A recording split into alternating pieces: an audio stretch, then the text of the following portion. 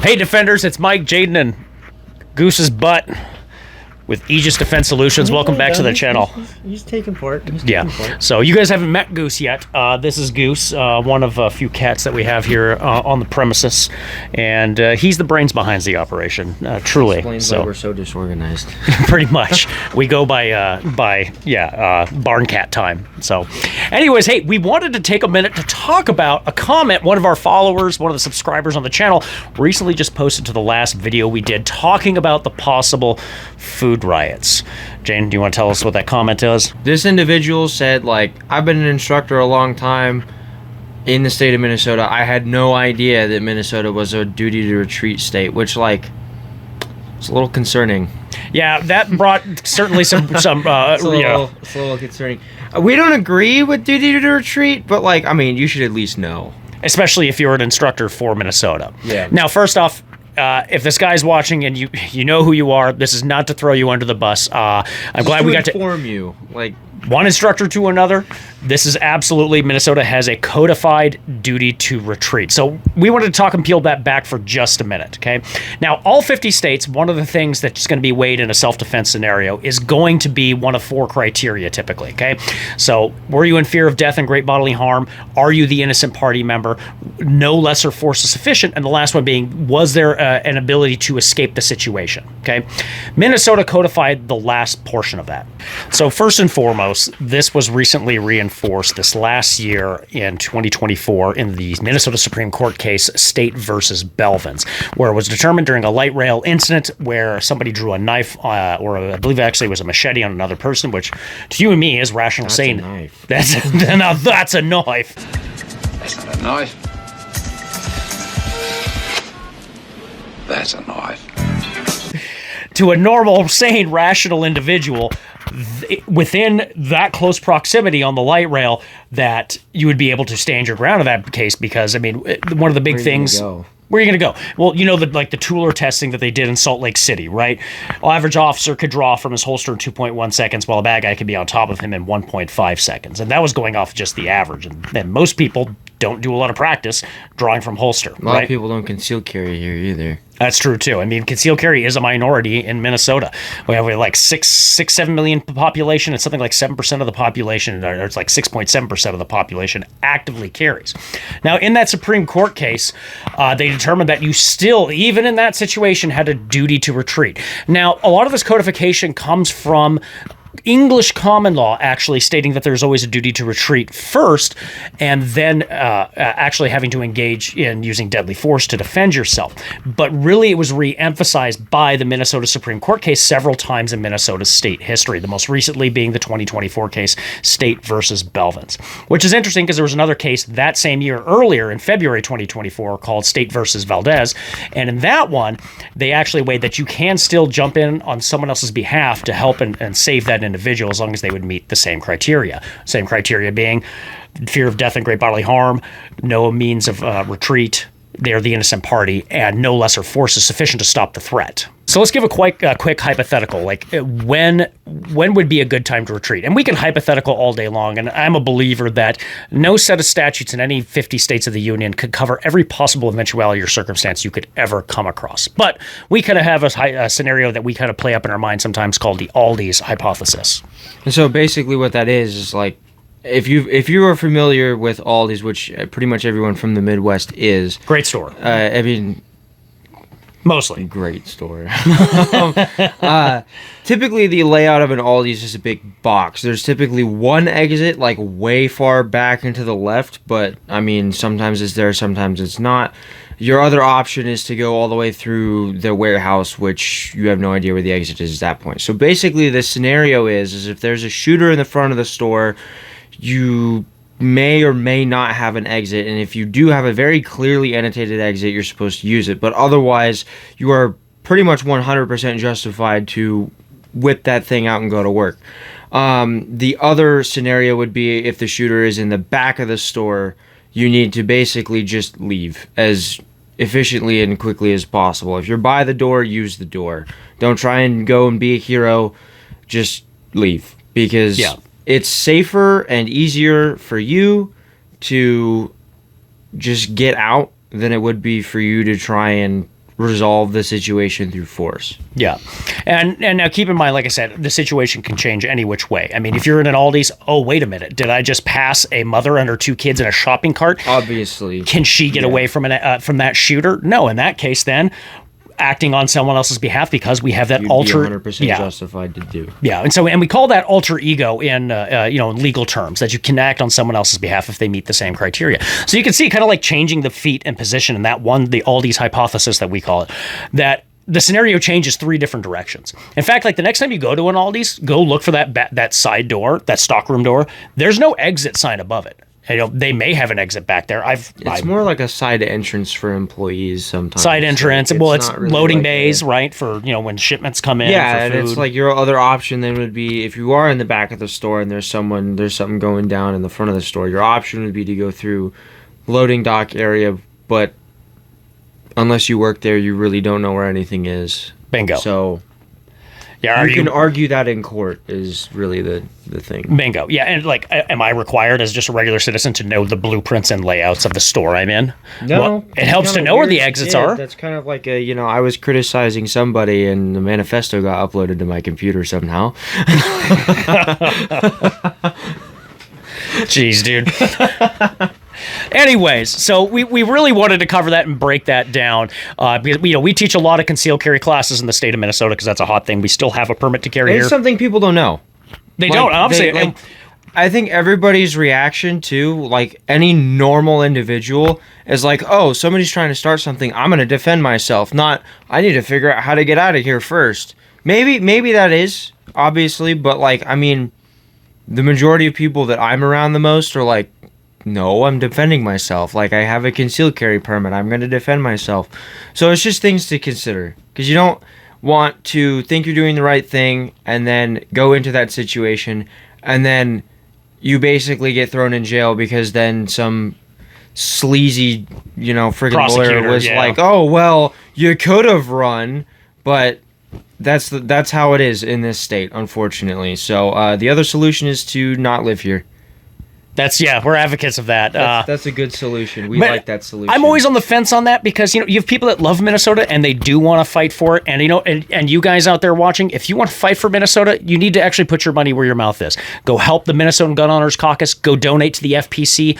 Go get involved on local politics. That's where you're going to enact the biggest change overall. And then we start working our way up. And if you want to see change, you want things to get better, you got to be part of the process. You got to put your money where your mouth is. I put my money where my mouth is a year and a half ago. So we got involved. Speaking of that, there's a chunk of people in our area that are like, oh, well, if Mike wants to do something, let him know that we're standing right behind him. And I just kind of laugh at him.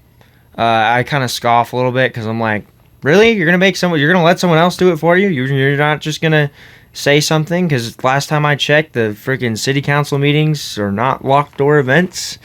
And you don't need to know somebody to get in there. You can go up to the pulpit. You can say your two-piece, If you want Minnesota to get better, stop waiting for other people to fix it for you. Yeah, you got to make your voice heard. So, but back to the concealed carry portion of it. So, we were worried again because we had this guy jump in and he stated, he's a master firearms instructor, which was an interesting way to present himself. I didn't know it was a thing. I've never heard of a master level. So we work with we work with some really good guys in the industry, and it's been fantastic working with these guys. In fact, we're excited to meet up with them again. So we're going to be at Night Op Summit in Vegas in January, and then we're right on to SHOT Show. Dude, we're going to be like 13 days. It's going to be a very long, fun week. My feet are going to be exhausted. We went to SHOT Show last year, and dude, you were points. You were on the floor, like, I don't want to move anymore. It was definitely, it was pretty rough. But I mean, even like Sam was saying, like around day 3. Yeah, you've had everyone's enough. Hungover. Yep. So like, can't confirm. Friday is like the most laid back day because everyone's like, we're done. The lights are too bright. Everyone's too loud. Super excited for that, though. It'll be a good chance to get some good training in and meet some good people. So yeah, definitely. So anyways, we just wanted to cover a little bit of what's happening for Minnesota. Wanted to really talk about, you have a duty to retreat in Minnesota as long as you meet the 4 criteria. And real quick, ballpark some of these, when would you not be able to retreat? And there are stipulations to not being able to retreat. Like if someone has control over you, Like, you can get jumped, right? If you're on your back, you're prone, and someone's trying to tackle you to the ground, can you escape from that? And if they have a weapon of some kind, or if they're pummeling you, whole different scenario, right? Or if, for example, if they have a gun. Because bad guys can have guns too. Yeah, we all know how much bad guys like to follow the law. Yeah, we're looking at you, Minnesota lawmakers. Anyways, but, if the bad guy has a gun, here's a hint. You can't outrun a bullet. I thought you said if the bad guy's a gun. I was like... And I am about to transform the auto. If Megatron is there... What? If Megatron is there... Grenade! Doesn't he turn into a gun? In the originals, yeah. Megatron totally turns into a gun. But in the movies, the Michael Bay ones, he just has a big, like... I mean, the arm gun's cool, but turning into a gun is far Well, he cooler. had an arm gun in the original cartoon, but it wasn't like he turned into a gun, which I was like the lamest thing. I was like, he was always talking smack to Starscream, and then he would transform into a gun for Starscream Never to use. understood why he didn't like, kill Starscream, because that guy would betray him in a heartbeat. Literally all the time. Well, I mean, every other he episode. did in the movie. In all the movies. Like, every one of them, he would turn on him in a heartbeat. No, in the movie. Because he went from Megatron to Galvatron. I'm talking like the 80s one. Yeah, Transform. dude. Yeah, totally. Transformers, Yeah. The movie with Dude, he put a crown on and everything. Anyways, Yeah. okay, so Alpha Transformers. Goose, you got any comment on that? No, Goose doesn't care. So what another scenario, like, when can you not escape? If Goose thinks duty to retreat is lame. off the well, it is lame. Another example of when you can't escape. If you're with the bad guys you're within in that a train 21 car. feet train car, like in Where are the you supposed to Valdez go? case, like the Valdez case. I'm sorry, no, this is the Belvin's case. In the Belvin's case, the guy was on a train car, and the assailant had a bladed weapon, a machete or knife. I can't remember which one it was. And regardless, if they're within that 21 feet and they're charging you, again, the average person can cross 21 feet in 1.5 seconds. They're on top of you. You don't jump off the train, okay? No. Oh, man, those videos are hard to watch. Those are... Yikes. That's a different way to get close to trains. Usually you just be autistic and enjoy trains.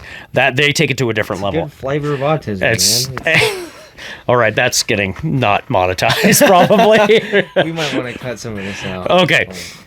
So, those are just some examples. Someone's got control over you. They got a gun. They're within that 21 feet. They're charging after you. And again, if you can act on someone else's behalf, as long as they meet the 4 criteria. So reiterate 4 criteria: fear of death and great bodily harm, no means of escape, you're the innocent party, and no lesser force will do to end the threat. And that's the kind of the key word. We carry guns and we talk about training, and and we train a lot of guys, right? A lot of people, guys, girls, across the state of Minnesota, and drawing that gun is a hard decision to make. And how many rounds it takes to stop that threat, you shoot until the threat is over. If it takes no bullets, all the better. Fantastic. If that, in the words of the wise Ice Cube, any day you don't need an AK is a good day, right? But if it takes 5, 6, 7, 8 shots because you got a 250-pound guy hopped up on PCP or something like that, let it eat. You got to go to work, right? Unfortunately, that's just how it is. Yeah. So again, this is not an advocacy for shooting people or for violence. This is understanding those laws. Any good day is a day you don't have to use it. Like, I mean, I have pretty much every single one of my friends concealed carries, and anytime they put it on to go out of the house or whatever, the last thing that they want to do is to use it. No one wants to be put in that situation. So I think the duty to retreat has some validity to it, but at the same time, it's like if someone else is in danger, I personally think if you are the concealed carry holder and someone else is in danger and you have the capacity to defend another innocent life, it's your responsibility to do so.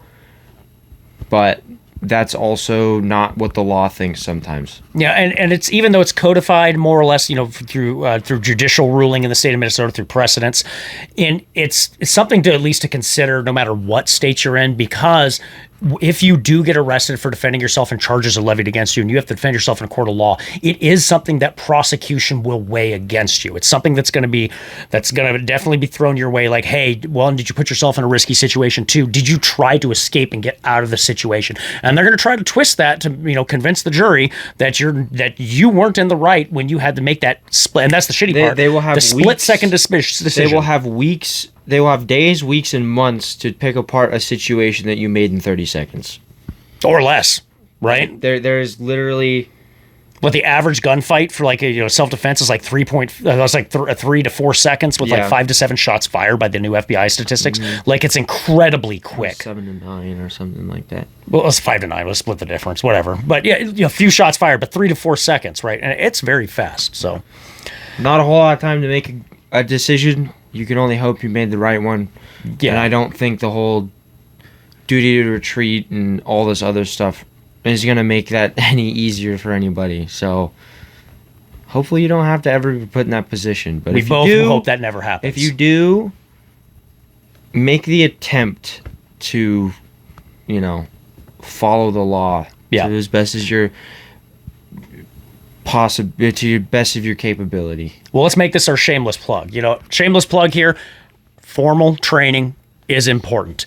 Yes, you bought that handgun, you got that ammo, you have your concealed carry permit here in Minnesota, or no matter where you are, even if you're in a constitutional carry state, go get formal training afterwards. Now, you don't have to go so much that you're doing structure operations and night vision, though we do recommend night vision. It's fun as hell. You could. Totally It'd be pretty dope. Cool. But to take a couple I don't formal have a whole classes, lot of friends with night vision, so we want more friends with night vision.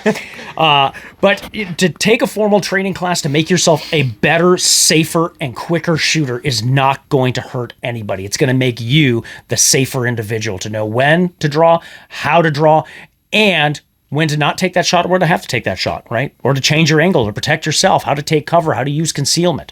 Like all of these things are just going to do more to keep you safer, to keep those around you safer, and to keep you legally protected also. So go seek out formal training. We do classes. We love, of course, to have you in our classes, but there's a lot of great programs out there, man.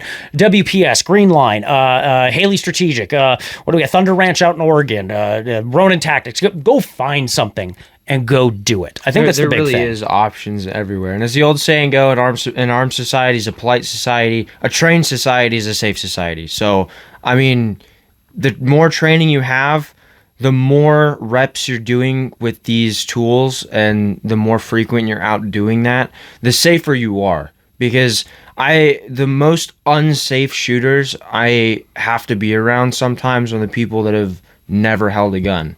Like, it's pretty obvious for a lot of us more trained shooters. If you go to these classes, they drill into you, keep your finger off the trigger until you're ready to shoot. Normal people that haven't gone through that don't necessarily have that training. They weren't necessarily raised around guns. So you can't use the excuse, I was raised around guns for everything, because there's always a higher level of higher performance that people can be at. So go out, get training. Be prepared, not scared, as we like to say. That's right. And let's close it out on this. We've got a good colleague of ours. He always says, I always say he's wiser. He's not. He's probably as retarded as we are. That just because you grew up around guns doesn't mean you know how to actually shoot. So, yeah, with that, let's close it out. So stay prepared, not scared. God bless and good night, everybody.